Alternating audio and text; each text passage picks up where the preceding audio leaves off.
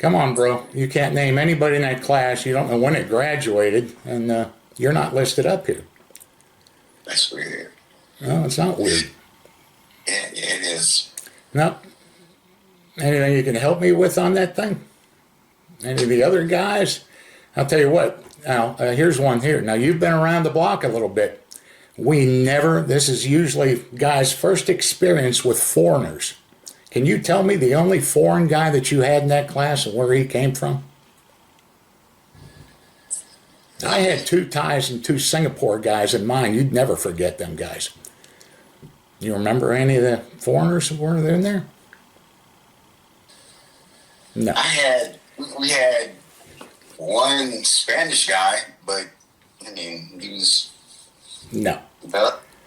No, there's only one foreigner. His name was Fu Chan Wong. You don't remember Lieutenant Fu?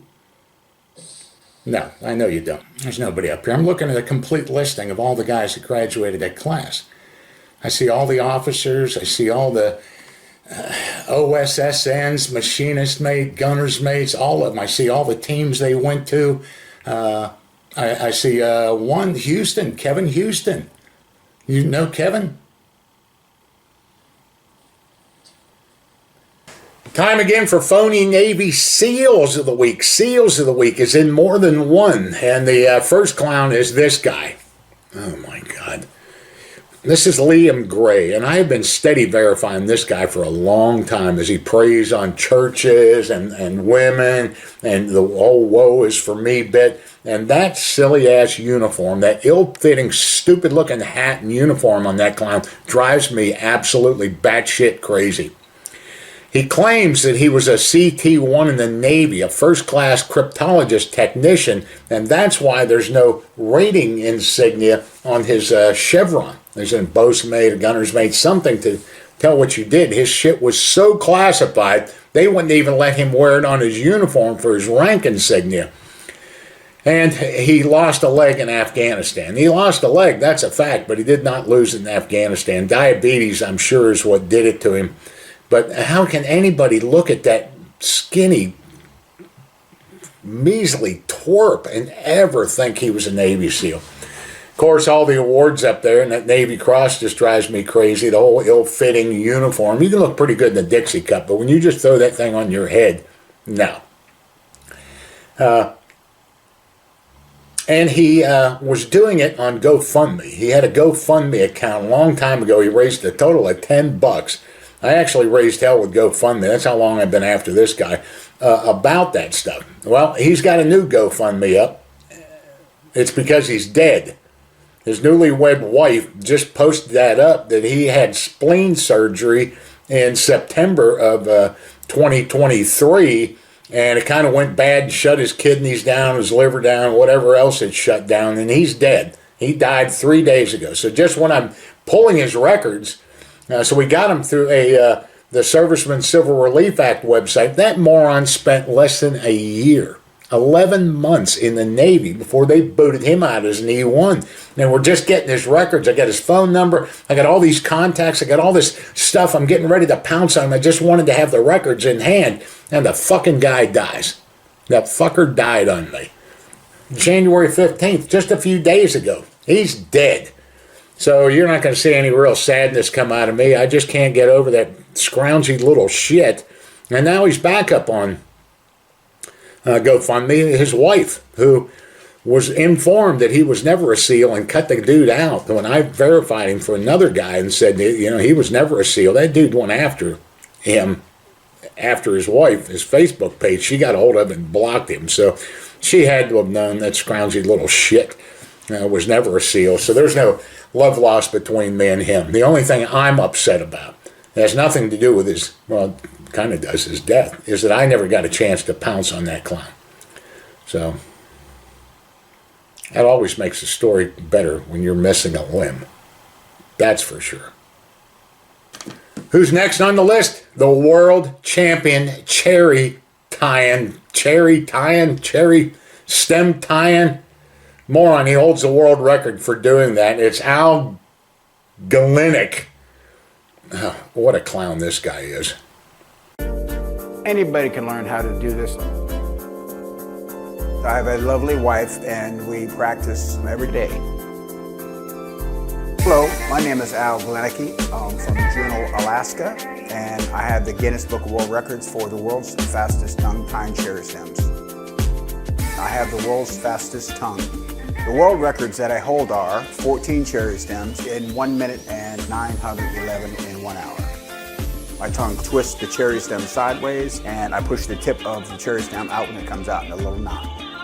Being able to tie the cherry stem has taken me all over the world. I've been on numerous talk shows. I do eat a lot of cherries. I keep at least a gallon in the refrigerator. It needs to be warm and very pliable. At least 1.5 inches to 2 inches long, and make sure that it's not thick. I've never tied cherry stems while playing drums. I think I'm going to attempt that today. I've been verifying Al since 2012. Me and him went at it one time as he raised a question about maybe Bill Brockbrader actually was a steal. And the whole thing spilled over that he's been claiming all that shit. Claims Team 4, claims he's a first class, claims all this bullshit. And yeah, he's rocking a trident tattoo. It's time I do something about him better, more than just sending out these verification letters back and forth. He was never a SEAL, and that whole cherry stem tying thing really just bothers me for a couple of reasons. I don't think it's a real manly activity. Good for you, but don't repeat it. But it has propelled him into the world of celebrities back when he was a younger guy, you know, with Jay Leno and all these Ricky Lake, all these people that he was rubbing shoulders with. And he's not changed his tune. This verification, I just got another one this morning with him. God, that guy. Manly activities do not include tying cherry stems. I think it fucking disgusts me. That's what it does. Almost as long as Galishnik or whatever the hell ever you pronounce that moron cherry tying tongue twister guy. His name is Manny Fernandez, the professional wrestler Manny Fernandez, that big blowhard, concussion-having guy who's been claiming to be a Navy SEAL Vietnam vet forever. It affects me differently. We're here with you, brother. Absolutely, man. God bless you, man. God bless you for sure. He's been doing it for a very long time. I've had endless requests to verify Manny. I actually tried to get a hold of him once. He's not the easiest guy to get a hold of, but I don't think after what some people have done to him, it would have even rolled off his back. How could you have served as a Navy SEAL in Vietnam? When you graduated high school in the spring of 1973, the last Navy SEAL platoon left Vietnam in 1971. Operation Enduring Wind was 1975, the evacuation of Vietnam.